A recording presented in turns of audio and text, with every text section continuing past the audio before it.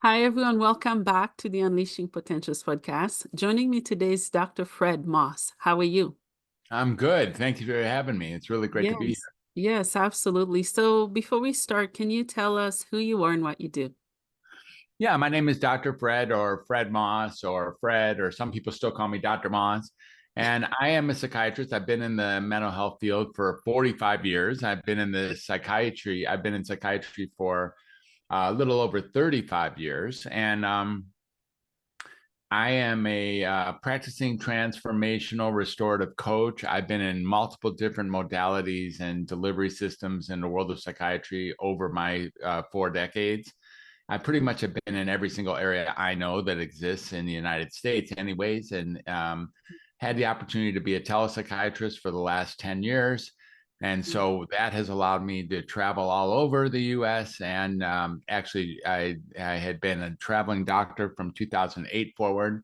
And also, I've been around the world. So I practiced psychiatry a little bit in Bhutan and Nepal and Thailand and Israel, in Italy and France and England. And some people call me the undoctor because I really don't appreciate conventional psychiatry for what it says it does. I kind of believe that um, it's kind of a smokescreen, often perpetuating or creating or causing the symptoms it's marketed to treat. And so I don't do psychiatry that way if I can help it. The way I like to do it, I could call it the undoctor. And as the undoctor, I undiagnose people and then I unmedicate them, because you don't need to take medicines if you can finally realize there was nothing wrong with you in the first place. And Mhm. then I undoctrinate them, meaning I take them right out of the system so that they don't have to see mental health doctors anymore for the rest of their life. Oh, wow. That's amazing. I'm Yeah, so excited to talk to you because I just got back from seeing my psychiatrist. I know. Yeah, you had And mentioned. yeah, and I'm diagnosed with schizophrenia, PTSD, anxiety, depression, and so on. And I'm Yeah, just and so excited on. It's to, the and yeah, so on part that's most interesting, actually. Yeah, yeah, yeah, yeah. absolutely. Yeah. So, what got you into psychiatry? Just the work that you do in general? Yeah. So, I was born to be a healer. I was with my brothers last night because it's Passover, the time of the season, and so we were together for the first Seder last night. And one of the things I realized is that, and it wasn't last night, I've known this for a little while, that I was born into a family that was in a fair amount of chaos and disarray. I had two brothers that were already 10 and 14 years old. And my job when I arrived here was to bring joy and love to a family that was in chaos. As you can imagine, two adolescent boys and my parents and whatever was going on there. And here comes little Freddie to bring, like a new level of, Yeah. I don't know, a new level of fun, I suppose. And that's what I did early on, is I brought that family together.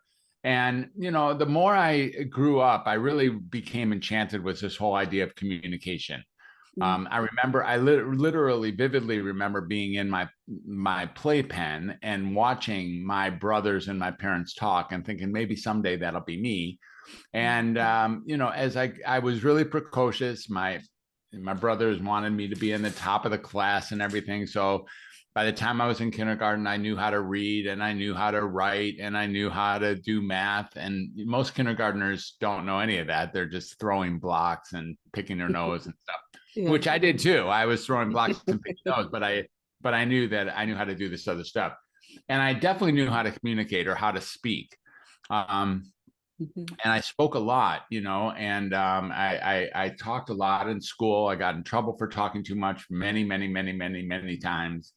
And I just realized over, as I was going through school, as I was meeting my peers in my community, my friends, my kids, that they were coming to me to tell me their issues and their problems, and whether it be with school or with friends or with parents or with girlfriends or whatever, boyfriends.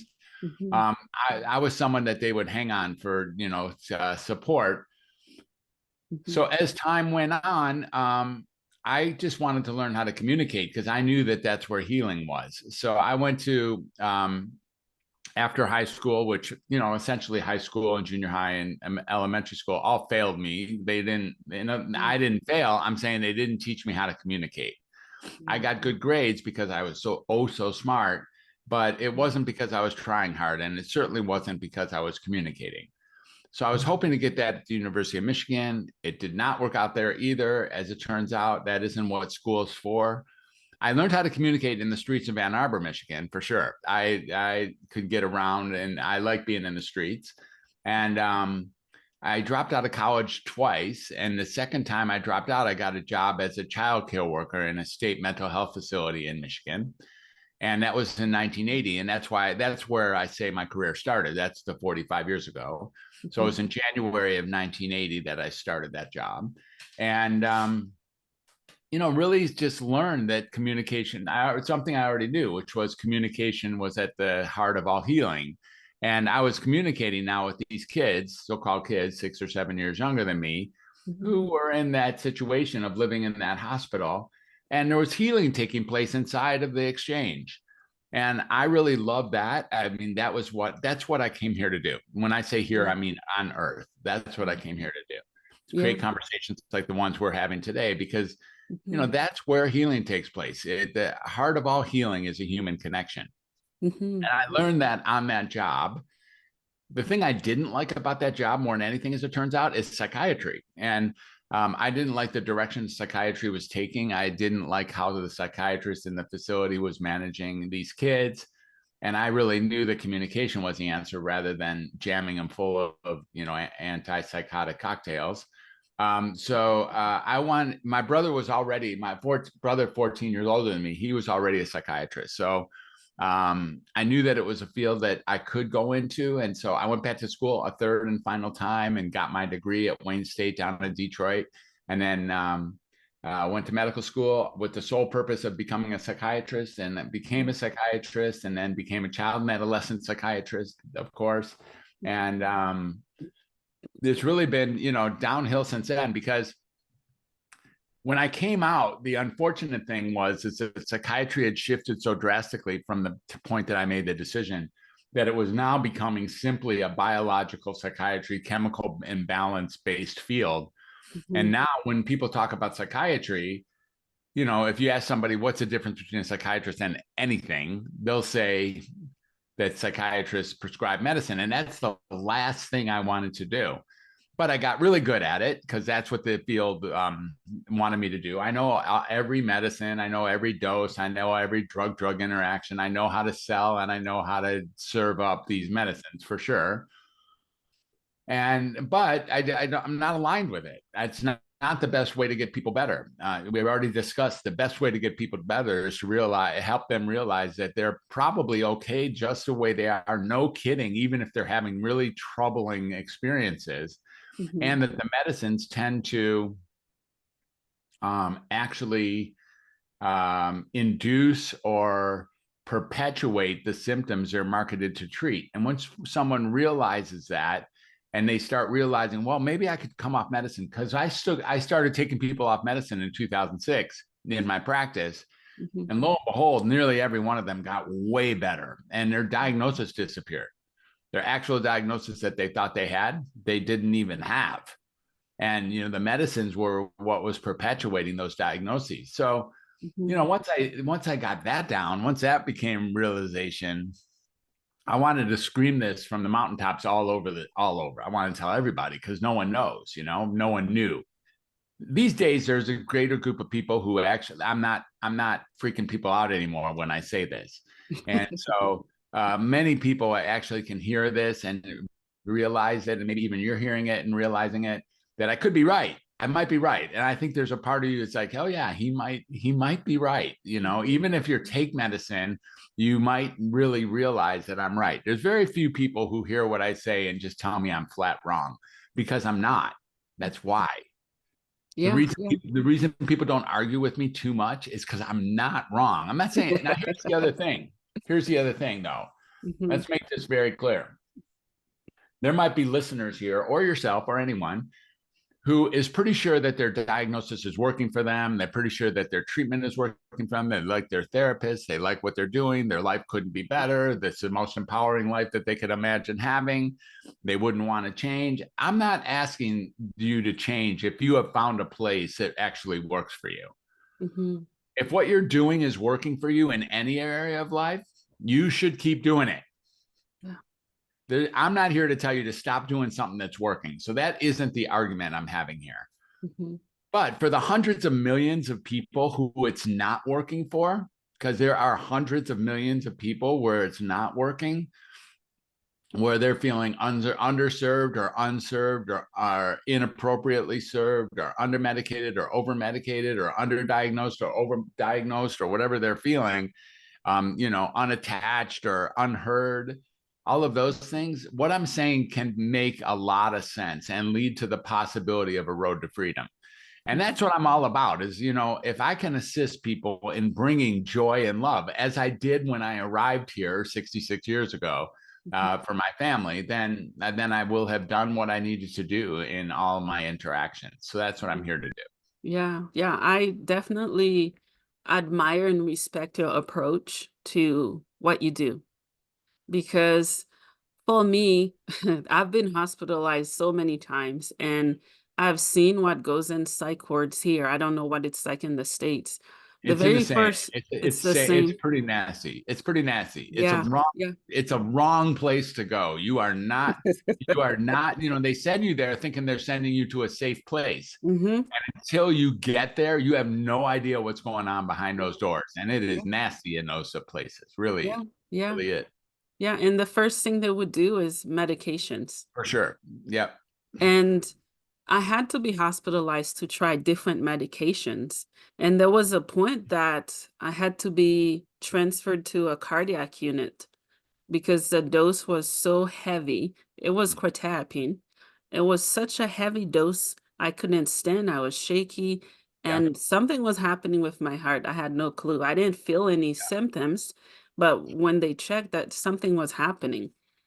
Um, Yeah. would you say in your practice there has been some different doctors that disagree with your approach?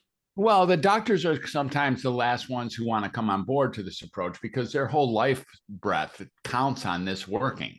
And Mm, so even if they've never really thought about it before, there might be the hardest ones to recruit or to enroll into thinking like this because really mhm.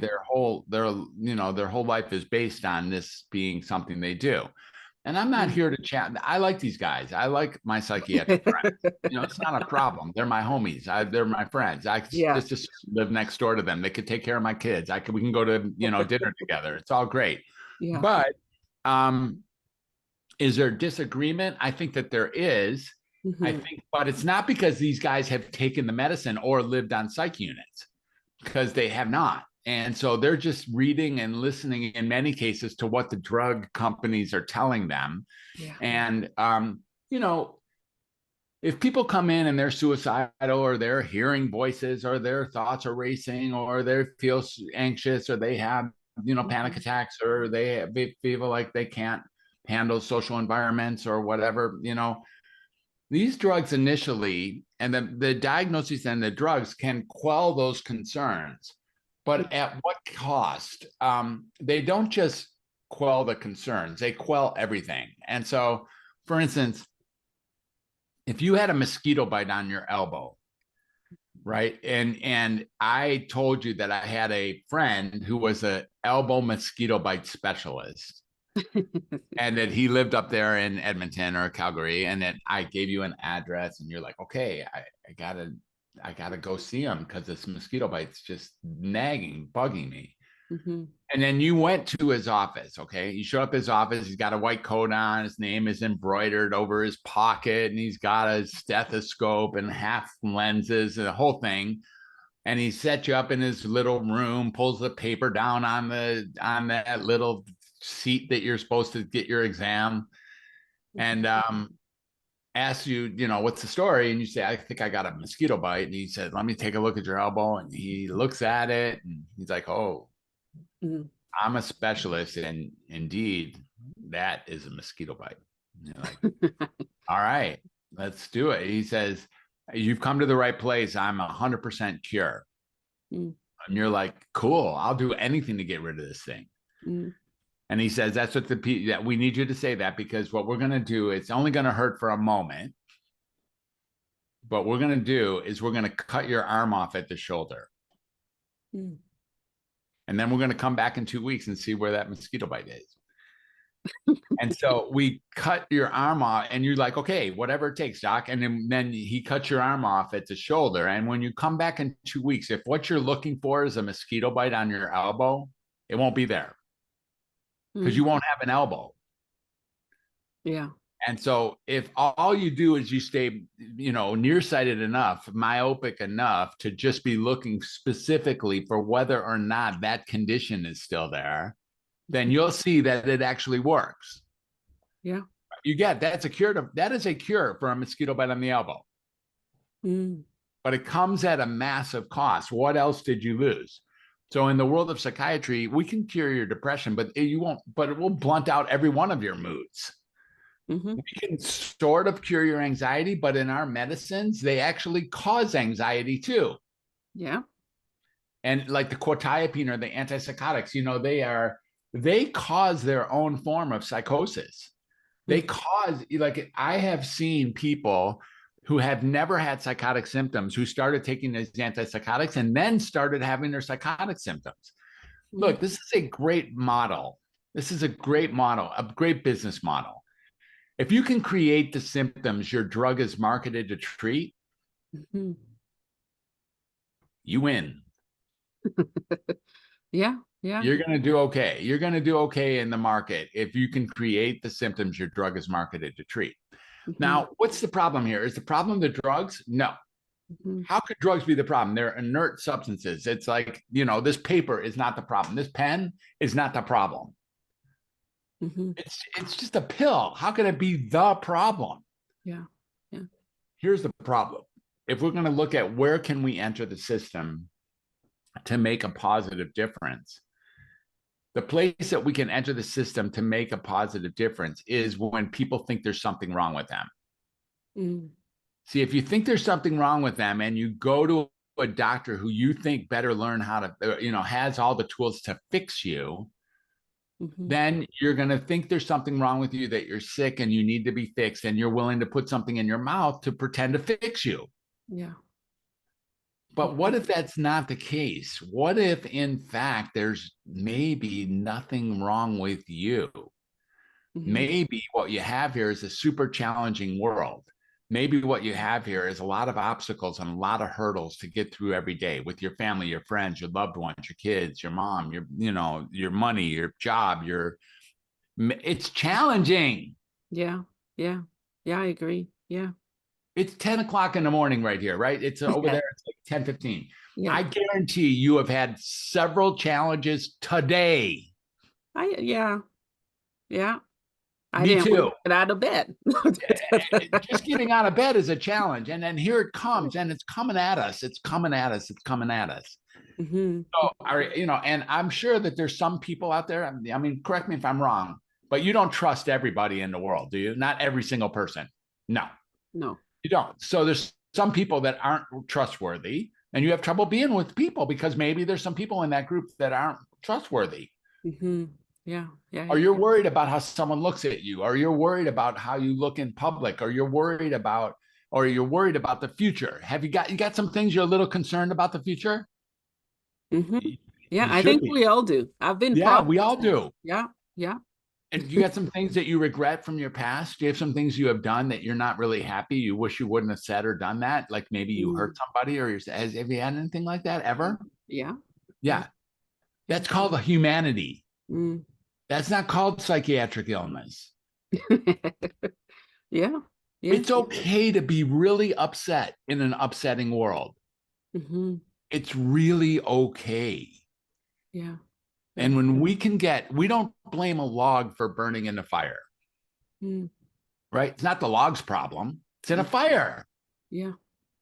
When the log burns in the fire, it's not like, oh, we got a bad log here, it burns. No, we got a log here. And when you put a log in a fire, it burns. Yeah. We got a human here. And if you put them in a super challenging conditions, which is for sure what each and every one of us is going through now, Yeah. then you're going to have people who get upset, really upset.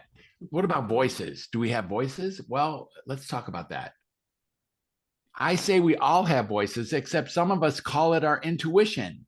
Mm, Some of us call it, like, just we're a guide, an inner guide. mhm. And some of us, we walk into an ER. If I was to walk into an ER right now and say, I am hearing voices, I'd be Yeah, slammed full of some Seroquel. yeah. That's what happened to me. That is what happened to you. I know. Yeah. And And yeah, you're not, unfortunately, you're the standard. That's just mainstream. People yeah, think that what happened to them is unique. It's like, yeah, no, if you go yeah, to a barber shop enough times, you get a haircut. yeah, yeah. I feel like I've been marked and I'm slowly removing that mark, meaning that they keep records here, right? Of when I was really, really sick. And when I was that sick, more than anything, I was scared. And I Exactly. got scared Rightfully. even more by Exactly. doctors, by the people who are supposed to say, it's okay, you're safe. What's happening, it's not your fault, you're safe. Instead, based on what was happening, that's how I Yeah. got treated. And Yeah. I think the root cause of anything, in my case, though it could be for others, is trauma. That's what Yeah. I've had to deal with. Yeah. Trauma. Yeah. That's it.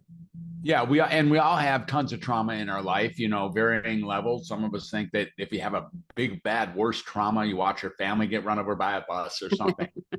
then that you've had a bigger trauma and therefore you should have bigger response. It's not true. We all have had big, big, big traumas. Hmm. All of us.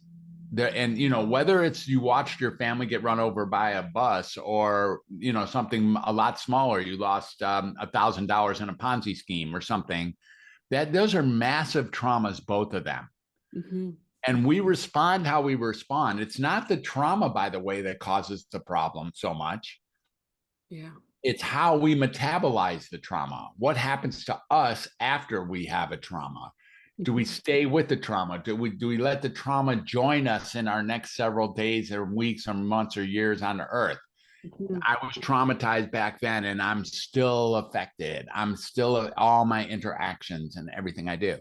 Hmm. So it's not the trauma itself. Again, you watch your family get run over by a bus, and although I don't mean to make fun of that one, it's nothing funny about it. Hmm. It can happen, and you still can live a very normal life because it turns out, and whatever normal means, by the way, it turns out it's your response to this is where the action is. If you metabolize this properly and see, oh yeah, life is packed with lots of misery. Hmm. There's lots of terrible things that happen in this lifetime. Yeah. And I can actually live this life on the front edge of available. I can be available. I can be contributing. Hmm. I can be present, even if I had like a massive trauma yesterday. I can. It's possible. Hmm. I'm not saying it's easy. And I'm not saying it's just like, pick yourself up by the bootstraps. It's not that. What it generally takes, I already said. What's at the heart of all healing? An authentic, robust human connection. Hmm. Hmm. Yeah. Yeah. Yeah. Um, can you touch a little bit on the stigma of mental health? This whole idea of stigma, I don't even know that, people talk about stigma as if when you have a condition, you get stigmatized. Hmm. Here's the thing about this. You might already hear that I think all mental illness, all of it is just a conversation in the end. Yeah. And we're all just as mentally ill as each other. That's what I always say. No one believes me, though. We all think, and if we have a big crowd of people that we think are normal, who generally are willing to believe the same junk we believe, Hmm. and we call that the normal crowd.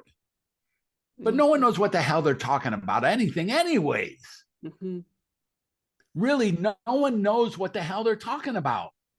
Hmm. And you're like, I know what I'm talking about. Everyone thinks they know what they're talking about because from their perspective, they do know what they're talking about, including me right now. I don't know what I'm talking about.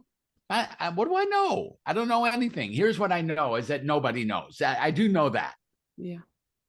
I'm willing to say without doubt that nobody knows what the hell they're talking about. I don't Yeah. care if it's him or her or them. I don't care if a million people agree with him. or them or her or anything. Mm-hmm. No one knows what they're talking about.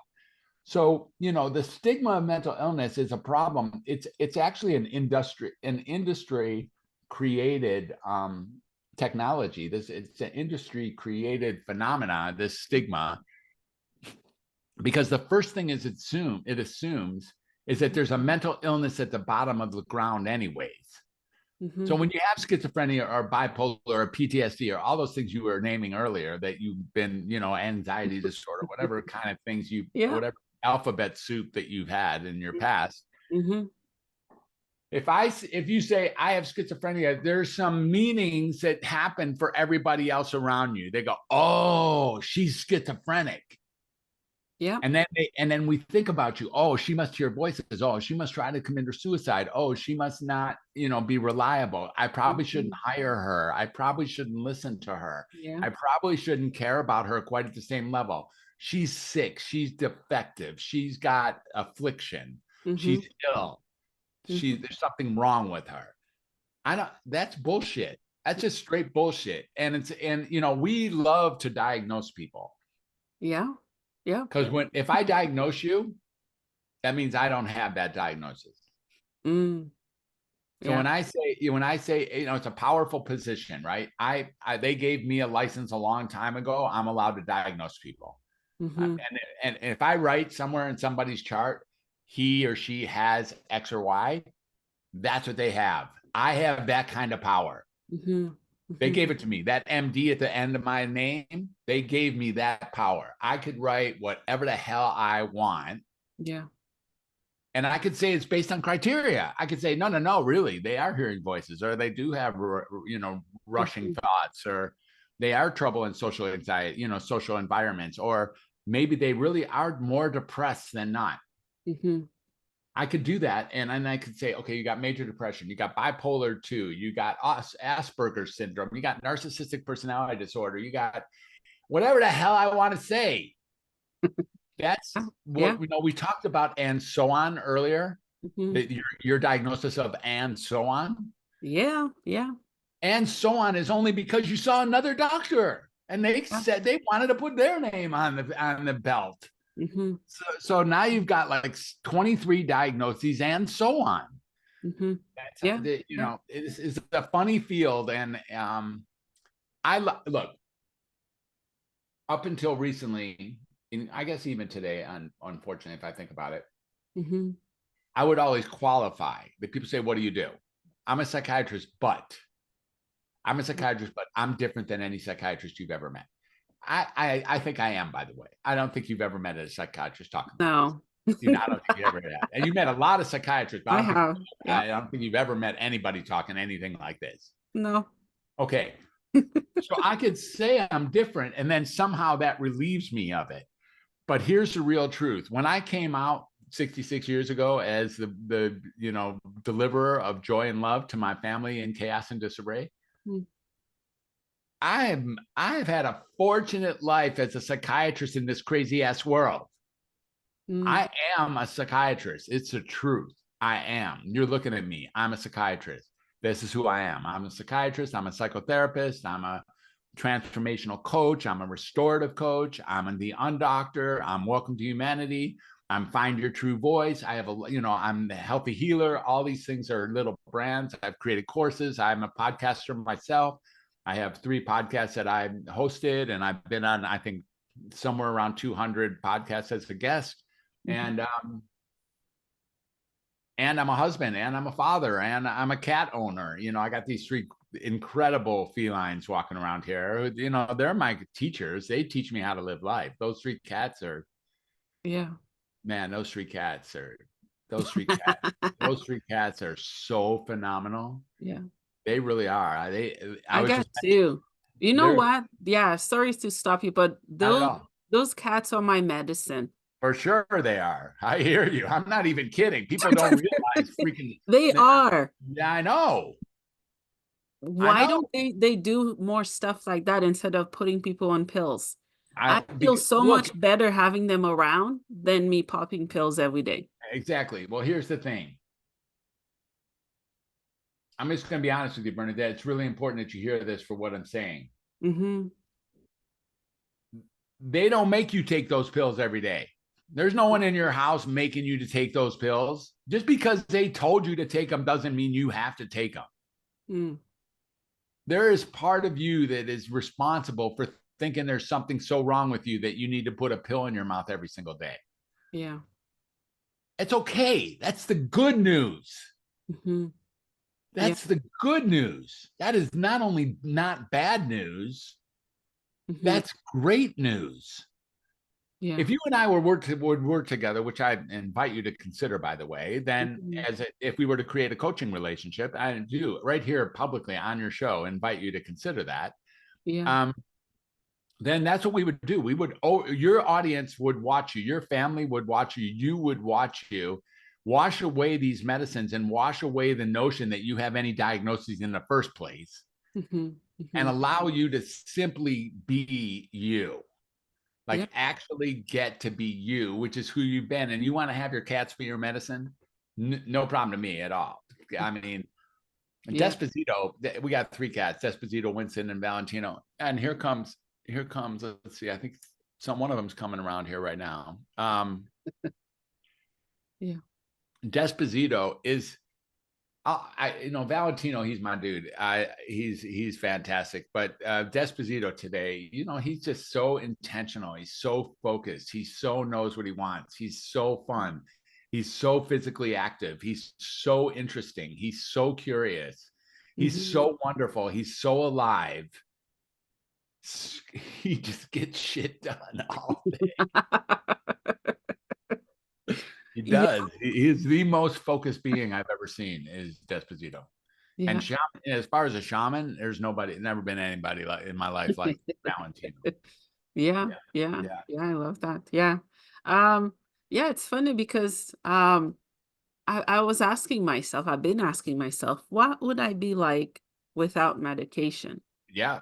And here's the part, as soon as they find out I stopped taking them, They'll get you and in trouble. That's right. right? They get it's just schizophrenia word that people are like, it's like a contagious disease or like I'm some monster. And as Yeah, soon as as soon as I open my mouth, I'm honest about it. And I yeah. was ashamed of it because of how society perceive it.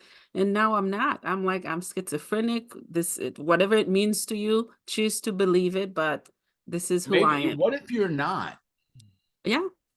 I may not be. You know what? Because I was born open as a child. I still can What communicate if you and don't speak have up. anything called schizophrenia? What if your agreement that you have it and the medications that you're taking actually perpetuate the symptoms you're marketed to treat? Yeah. What if at the bottom of all this, you do have a condition? It's called humanity. That's it. Mm, yeah. Yeah. What if your symptoms are not any worse at the heart of the matter? Sure, you have some things that are a little more pronounced than others, or maybe even a lot more. So what? Hmm. That's your life. Yeah. What if there's nothing wrong with you? Hmm. Yeah. What if for real there's nothing wrong with you? Hmm. Yeah, I agree. Yeah. Yeah. How would you continue to encourage, people you're working with to speak their truth, even though others may think their truth is wrong or doesn't align with them? All right, that's a really great question. So let's talk about that. As Henry David Thoreau, he said, the mass of men go through life in quiet desperation and go to their grave with their song still in them. Mm, Now, he said that, and I don't know that there's anything more tragic than that, right? yeah. You don't have to speak your truth. You want to keep lying? Go ahead. You can keep doing that. Yeah. Yeah. You want to pretend to be somebody that you're not in order to protect the person that you are? Let me know how that works for you. Mm, I'm really curious. If you think you're going to be better off being someone that you're not than the person you are, then you should just keep doing it. mm, But the truth is, it's absurd. It's ludicrous. It's mhm. preposterous to think that if you pretend to be someone you're not, that's actually a better life. The world is ready for your truth, even if there's people out there who don't like what you have to say. Yeah. What about that? Well, Mhm. people, because of fear, like you had mentioned earlier, because of fear, people think that they need to hide themselves and just say stuff that even they don't believe. Mm-hmm. Mm-hmm. Have you ever spit out something that you said that even while you were saying it, you didn't even believe it was true either? I used to. Now I Yeah. don't care. Now you don't do it as much. That's great. Yeah. And we've learned how to do that. And where did we learn that? We actually learned it in school. Because we would ask, like, what do you think about Christopher Columbus, or what do you think about this, and then whatever we thought really wasn't what is important. Mm-hmm. We just had to say the right answer as given to us by our teacher. So we Mm-hmm. learned how to be duplicitous as a way of managing our life. Now, Yeah. what do I say to people who want to learn how to speak the truth? Authenticity, which is the truth telling phenomena, Mm-hmm. is more, let's say, it's more attractive, more powerful than agreement. Mm. So a lot of times people say stuff so that they can agree with the crowd so that they won't be thrown out into, thrown off the island. But Yeah. if you try incrementally just speaking your truth to the people in your life, in your inner circle, like, just speak your truth a little bit. Like, even if it Mm-hmm. meant you got to tell somebody you took $10 from them last year, or you tell somebody you love them, or you tell somebody, whatever you need to tell them, a truth, you'll see that it feels good. And not only that, you'll create a space for them to tell their truth. Mm-hmm. It's very, speaking of contagious, telling the truth is totally contagious. Mm-hmm. Have you ever sat in a group of people and someone tells the truth, and then you're like, okay, I got space now. I can actually tell my truth too. Yeah. Yeah. Yeah, it creates a space because people really would much rather be truthful. It's way more work to lie than Mm-hmm. it is to tell the truth. Yeah. You got to remember shit all day long too. You got to remember, who did I say that to? What did I Yeah. say? How much of my lie did I tell them? Mm-hmm. Who are they talking to? Who are they Mm-hmm. going to tell that I now have to maintain the truth? And if I tell my sister this, she'll tell my brother that. And then I got to tell my brother the same thing I told my sister.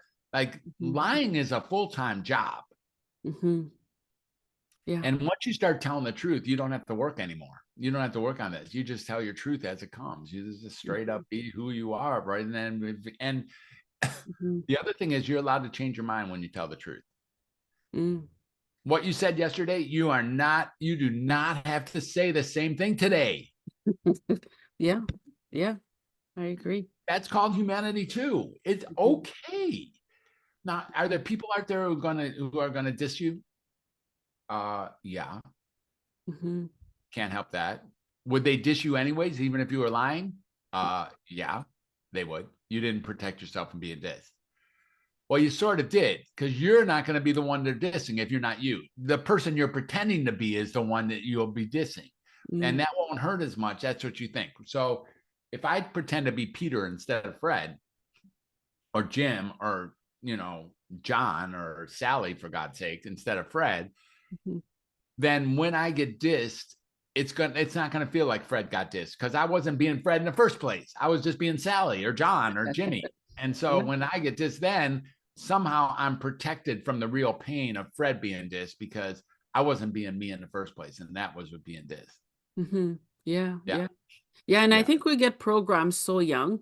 I did. And I'm battling constantly with two cultures and different ways of viewing life yeah. and different perspective. And I think no shame as adults, regardless of how old we are, to surrender and to say, I want better. This is what I was taught, but it's not my truth. Yeah, exactly. So when you can start speaking your truth like that, and that's a great starting point, where Hmm. you really are speaking, and try it. Take incremental truths. You don't have to go to the top of the mountain and say how much you hate your mother-in-law. You don't have to do that. Yeah. Yeah. You can just go to the inner circle and just increase the truth by a little bit. Hmm. Just say Yeah. something you haven't said ever before. Hmm. Speak your truth a little bit more. You'll see that it's actually fun.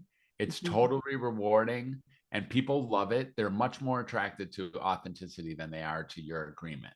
We Mhm. think that the best thing to do to avoid conflict is just to agree. Mhm. Mhm. It turns out the best thing to do to avoid conflict is to say your truth, Yeah. even if it flies against the person that you're with. Mhm. There's some divisive issues out here. Have you noticed there's some things out here where some people agree, some think things, some Oh, one thing, yeah. and the other people think something Yeah. totally 100% Yeah. different? Have you ever noticed that you can be with somebody who's on the other side of whatever is the issue? Mhm. And I can be with somebody who's on the other side of an issue I feel strong about, as long as they're being authentic. Mm. If they're speaking from their heart and they're saying something I disagree with, I'm cool with that. Mhm. As long as they're speaking with their heart. When they start speaking in forked tongue, when they start lying, and when they start just pretending, and when they start no longer are authentically telling their truth, I can Mhm. feel that, and I'm not that cool with that. I'm much Mhm. more interested in authenticity. Yeah. Yeah. And I'm not special that way. That's just human nature. Yeah. Yeah, I agree. So you've traveled throughout different parts of the world. What are some differences you notice of how they treat mental health patients or perceive it in general? Yeah. So different countries treat different things differently. You go to some of the, like in Rwanda or Zimbabwe, where I've never been, but I've read about it. They have treatments where I forget what, I think it's Rwanda, where they put a grandmother on an orange picnic bench. Mm. And when you show up with something that you're troubled with, they send you to grandma. And you sit Mm. with that grandma and you have a conversation with grandma. And when you're done with that conversation, you're done. You Mhm. no longer have whatever your issue was, because grandmas are there. She has to be an actual grandma, by the way. Yeah. And she's Mhm. there to listen and there to restore you. And that's what she does in the conversation. She just Mm. listens and carefully Mm. handles you. Yeah. There's a place in the Gold Coast of Australia. There's a guy who does handles mental health, supposed mental health issues Mhm. by taking people surfing. Oh, It's called surf therapy. So he teaches yeah. people how to surf. You go on a 2-week trip with him and you learn how to surf. And when you're done with that 2-week trip, you don't have any psychiatric diagnosis whatsoever. Yep. There's other places, tribes, or even places in Europe where if you show up with the same idea that you maybe have voices or you have intuition or you have, clairvoyance or some special skill, instead of calling you sick, they actually promote you to shaman level or to teacher Mm. level or to, they actually revere your new and unique special skills, Yeah. like your capacity to fold time, maybe, with the past and the future, and actually have access to it. There's Mhm. people like that. So Mhm. in America, and I think it's true in Canada too, which is most likely like, the country, I suppose, in most cases, in this kind of world, anyways, is probably most like America. We just tend to lower the boom on people who are different. And then we Mm. call them different, give them a diagnosis, and then jam them full of medicine so that they'll be more like the general public, whatever the hell that means, because it doesn't even do that. And we lock them up, we lock them up one Yeah. way or another. It's whatever you have had to do to get into the hospital as many times as you did. I already know what you did. I already know what you did. I know what you did. I already know what you did. I do. I know Tell. what you said in emergency. I know what you said in emergency room. I know what you said. You shouldn't have said that. If you didn't want to go to the hospital, then you shouldn't have said that. Yeah. When you said that, there was only one thing that they could do. Yeah. And you already knew it. Even if you say, I don't want to go in the hospital, if you show up there and say, I think I'm Oprah Winfrey and I want to kill myself. Well, you're going in the hospital. Yeah. Yeah. Yeah. If you say, I don't know, I think I'm Napoleon, or I think I can fly, or if you say that shit when you come into the hospital in the emergency room, they can only Yeah. do one thing. Yeah. So how do you stay out of the hospital? The way to stay out of the hospital is don't do shit that will put you in the hospital. Yeah. I went because you're right, but I went I know I'm because right. the voices I I know. used to. Yeah. I know. I hear you about the voices. And what I'm saying about the voices, when you show up in an emergency room and you say, I have voices and they're telling me to hurt myself, they Mm, have no choice. Now, yeah. here's what I got. Then here's the news for you. If you Mhm. don't have voices right now that are telling you to hurt yourself, Mhm. I can give you a medicine that will give you that symptom. Mm. There are many medicines out there that if you take them fresh, sooner or later, you will have voices that tell you how to hurt yourself. I wanted that if you wanted to have voices that were telling you to hurt yourself, I could give you a medicine that would cause that. Mhm. Yeah, yeah. What is a DSM? The Diagnostic and Statistical Manual is something that was created a little while ago by a group of people who just wanted to categorize. And it's not even that special of a book. And it was created kind of haphazard. It's created kind Yeah. of haphazardly to categorize mental health and mental illness, mostly mental illness. Mhm. It implies a lot of things as if that people fall into different gaps and different type of diagnoses. Here's the real truth. In real life and like in the emergency room and with most psychiatrists and psychologists, Mhm. they're not really using the DSM. They're not taking out the DSM and doing check marks and making sure you have all these things. But Mhm. even if they were, these diagnoses were they're phenomena that was made up in conversation. Mm. What is bipolar disorder? What is social anxiety? What is post-traumatic stress? These things did not exist. I'll Mhm. tell you, like broken arms, they've existed since the beginning of time. When you have a broken arm, you have a broken arm. Look, I got a broken arm. You see, it's like Yeah. bent. Yeah. Yeah. And let me guess, the DSM was created by people who doesn't have the symptoms that they're Not at all. That's right. yeah. Yeah. It's not at all. Not the DSM was not created by people who had symptoms. That's for sure. No question about that. That's Wow. right. Wow. So what have you noticed changed today from back then when it comes to mental health in general? Yeah.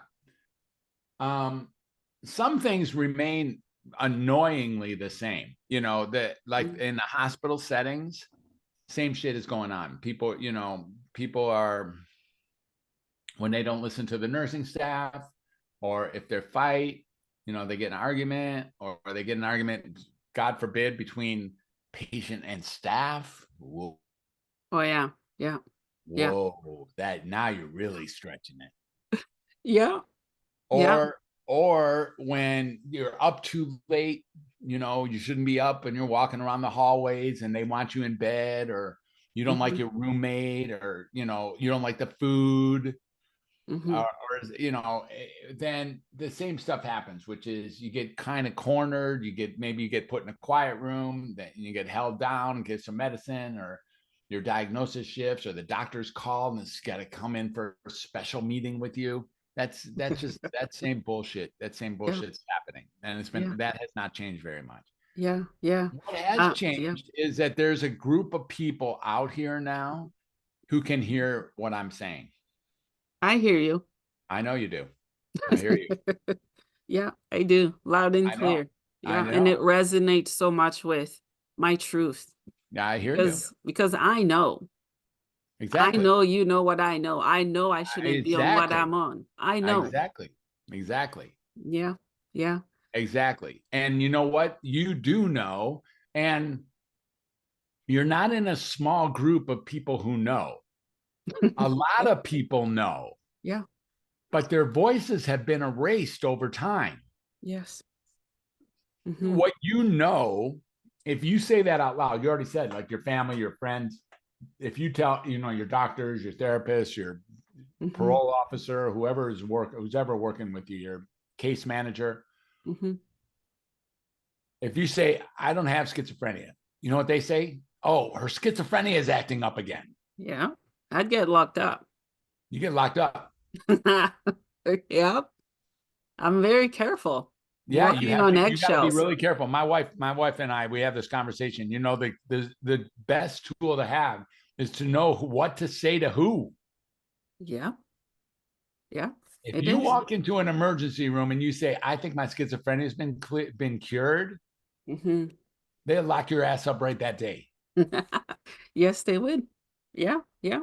Speaking of locked up, ready for the next topic? Let's talk about law enforcement Okay. and I don't mental know. health in general. You know how, Yeah, yeah. I can speak to that. I'm not a law enforcement agent, and Hmm. there's been times I've leaned on law enforcement and been very, very glad that they're here. So all due respect to all the law enforcement officers. Hmm. There's been times when I felt in danger in my office. Someone's really angry, or in danger in a hospital where someone's going off and they're ready to hurt me or hurt somebody else, where showing up with a uniform and showing up with a billy club or showing up with a weapon or showing up, Yeah, whatever, yeah, has cooled things down. yeah. The interface between law enforcement and psychiatric hospitalization, however, is a little bit different. You do something out in the public, like these two guys in front of you, whatever just happened in front of your place right here. If it's possible Yeah. that if the police would have been there, they would have figured out that one of those two dudes is wrong. Hmm. And then they would have checked really quickly to see if they have a psychiatric history. And if they had a psychiatric history, they would have been taken to an emergency room just from the shit you just saw 10 minutes ago. And they could be hospitalized based on that. Yeah. So the That's been interface, me. what's that? That's Happened to been you? me. Yeah. I don't like them. I respect them for what they do. I'm just careful. Mm-hmm. There's been, I'm not gonna give how many times, based on my symptoms, they just pulled their records and they said you're going to the hospital. You can either comply or we arrest you and take you there. And Exactly. when I've been there, they put me on Form 10, which is 30 days in the In, hospital. involuntary. Yeah. Yeah, and That's, I couldn't leave the unit. yeah. They had to watch me very closely. Yeah. But here I am now, I'm well and I'm speaking, I'm helping people. Guess what? It still follows me. It's like I'm a criminal, but I'm not.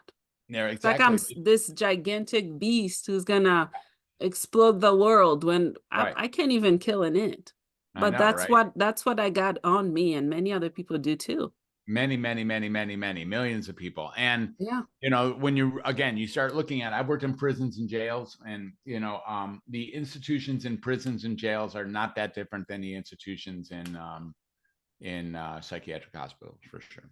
Yeah, yeah, Very yeah, similar. yeah, I agree. Yeah. Is there anything else we haven't covered that you'd like to touch on before we wrap up? Well, no, I mean, I think if there's listeners here who want to really talk about, maybe there's nothing wrong with you. Mhm. Maybe you're a fan of Bernadette because that's you think there's nothing wrong with her too. And that's I'm open and available to have a conversation, and we can talk about what it would take. What would it really take to walk you to a place where you realize for sure there's nothing wrong with you and you can get your life back and re-empower. Yeah. Now, it's tricky business. You can't do it alone. Ask Mhm. Bernadette, she can do it alone. The answer is no. No. Yeah. You can't do it alone because the next time Bernadette gets a traffic ticket, they're going to check on her psychiatric records, and they might even bring her to the hospital if she was speeding. That might be enough to have them think that this is Yeah. a relapse of her psychiatric condition. Hmm. And there's a real possibility of looking at better ways to manage your life, optimizing your life through powerful conversation. Yeah. All of this is just conversation. You do need to be Mhm. careful about who you say what to. I do Yeah. invite you not to lie. I don't lie. But Hmm. you don't have to walk into the emergency room either saying, I'm hearing voices that are telling me to kill myself. You don't Yeah. have to say that. Yeah. But if it's true, it's true. It just doesn't mean it has to come out of your mouth. You can deal with it. You're going to Mhm. deal with it either way. If they put you in a hospital, that does not decrease your capacity to kill yourself. You Yeah. want to kill yourself, you can do it in the house. You can do Yeah. it anywhere. Yeah. Yeah. So, in some ways, I think the idea is to really start being sovereign about who you are. Really Mhm. get that you have agency and authorship over the way you present yourself. I too have to be careful about who I say what to. Of course, we all do. And it's a really, really challenging world. overstimulating and high speed, as if we're flying into the side of a mountain. Mhm. It's what it feels like a lot of times. Like we as society are in an airplane that's looking straight into the side of a mountain. Mhm. Yeah. Welcome to humanity, folks. I mean, this is it. This is it. And your diagnosis is your name. That's your diagnosis. You don't have any other diagnosis. Mhm. You're Yeah. not schizophrenic. You're not bipolar. You're not Asperger's. You're not narcissistic. You're not social phobia. You're not PTSD. You're not ADD. Uh, Mhm. you're not any of this. You're Yeah. not autistic spectrum disorder. You're not any of this. Mhm. Mhm. What Yeah. you are is you. Yeah. That's it. Welcome to humanity. Yeah. Yeah. Yeah. And we get so attached to those labels and they somehow, some way become part of our Yeah. identity. When you say I'm schizophrenic, you have totally acquired that label 100%. Mhm. Yeah. Mhm. What other word could I use for that? I'm unique, I have been diagnosed with schizophrenia. You could say that if you been think it's diagnosed. Okay. if you think it's important, at least that's honest. Yeah. Yeah. Or I used to believe I had schizophrenia. You can say whatever you want to say. Just Mm, be honest about it. yeah. You're Yeah. not schizophrenic. Someone told you were schizophrenic and then you agreed. Yeah. Yeah. Yeah. That I like that because I've been trying to speak that language I've where been diagnosed with, people can hear. but Yeah. as soon as you say that, you still are going to get responses like, "Oh, she's schizophrenic." Yeah. Yeah. And then people are like, "Oh, better not, Yeah. better not say that. She must be hearing voices, or she may be I'm a lizard or whatever." Yeah, yeah, yeah. Yeah, I have 2 questions for you as we wrap up, which, the first one I asked every guest, "What is the meaning of life for you?" Yeah, the meaning of life is to experience, is to get a capacity to experience it as much as you can in this crazy life of ours, whether it's really great or really horrible. And Mhm. I'm not interested in the horrible stuff either. Yeah. I'm not telling you to pick up your bootstraps and enjoy the horrible shit. Not at all. Mhm. You don't have to Yeah, enjoy it. yeah. But this life is serving us up. If you think for 1 second you're not getting a smorgasbord of so many things of what life has to offer. Mhm. And then the second part of this is like contribute, like be with people, like actually be with our fellow people. Mhm, Listen carefully and have powerful conversations. It mhm. is within powerful conversations that all healing occurs, of all conditions, of all types, no matter whether it's your mind or your liver. It Mhm. doesn't matter. Powerful conversation is the source of healing. Yeah, yeah, I agree. And, my last question for you, where can my listeners find your work and work with you and support what you're doing? Yeah. So the best way to find out what I'm up to is at drfred360.com. That's drfred360.com. You can see a Mhm, lot of things there. You can get my podcast. You can get some freebies. You can get some lead magnets. You get my books. I got a couple of books that I've written. And you mhm, can book a call with me. And I'm willing to have a discovery call with anybody who's listening. mhm, Where if it's, we can see whether we're a good partner. But if we're not, I sure have lots of connections in the mental health world and can connect you to someone that can be partnered with you. mhm. And the other place to look for me is at welcometohumanity.net, which is my original website. That's going through a little bit of a facelift right now, but Mhm. that's another place. And you can find me buzzing around LinkedIn and Facebook. I hate Facebook, but unfortunately I buzz around. Ah, And yeah, yeah, I like LinkedIn a little bit more than that. yeah, yeah. Well, awesome. Well, Dr. Fred, thank you so much for your time My and thank you pleasure. for everything that you do. You're welcome. Thank you. You're welcome.